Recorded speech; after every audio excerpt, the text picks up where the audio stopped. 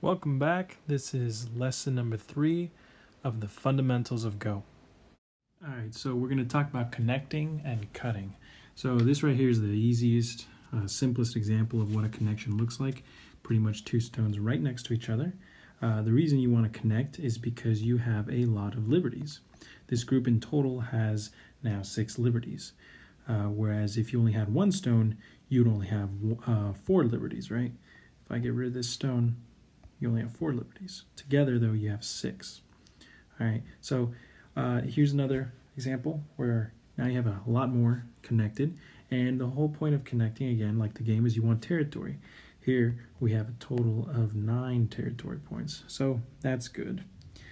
Now, here's an example. What should white do, right? Well, if white does not connect here, then for sure black will try to cut there. And this thing is called cutting. What black is doing, it's preventing white from having connected like this. Again, if we look at the liberties, it's beneficial for white to play like this because here it has 6 liberties. However, if black would have played there, then it would have taken those 2 liberties away, and now you have 2 weak groups of white. Whereas if you had the white stone there again, that's a much stronger group. We have this shape right here. Then, just to get our terminology correct, if white were to play there, then it just connected. It is now connected group of 5 stones. And what just happened to black was that it was cut. So white just cut with that move. If black were played there, then black just cut white. It prevented white from a potential connection there. Now here's a common thing you see in games, common shape. If you were black, what would you do? If you were black, well, you'd try to cut right there, right? If you were white, however, you would try to connect there because that prevents black from cutting you, and once again, gives you all those liberties, right? And now you have one strong shape rather than a broken up two groups where each one is weak. Okay, so how about this?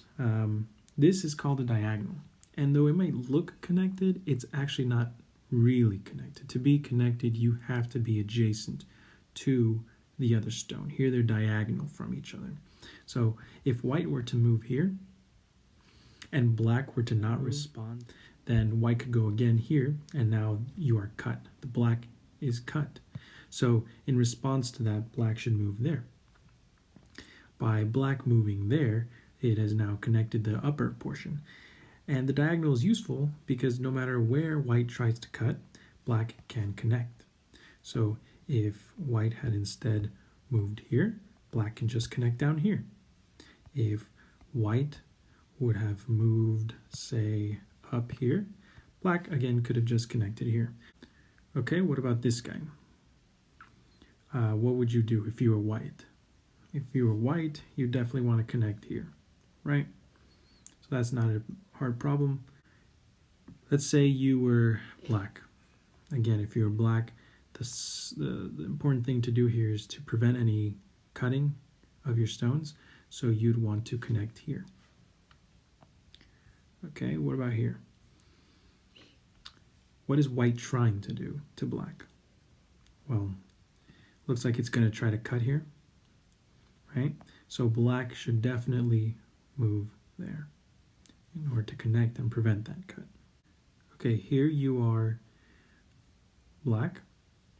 How do you prevent a cut? By moving there. If you were white, then you might see an opportunity to cut right there. And our last example, let's say you were black and you were trying to isolate one of these stones. Well, the best move in that case would be right there.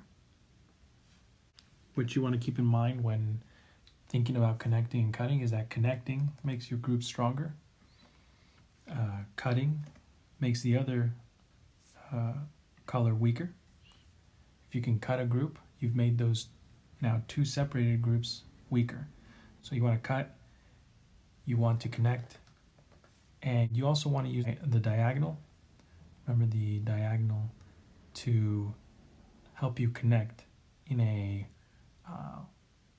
more roundabout way.